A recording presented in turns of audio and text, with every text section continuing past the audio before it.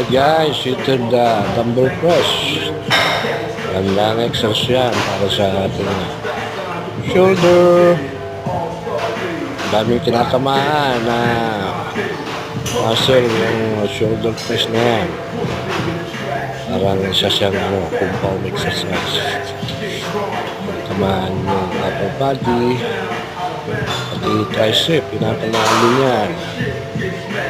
Kaya magandang dagdag sa upper yan.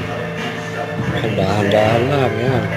Pipil mo yung pababa.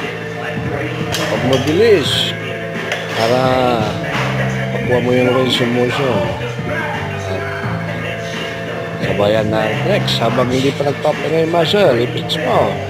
Para lumabas yung mga cutting. Mag-define. Ayan. Alright.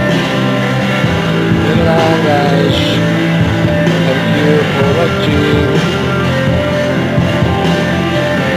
Share sa webpage.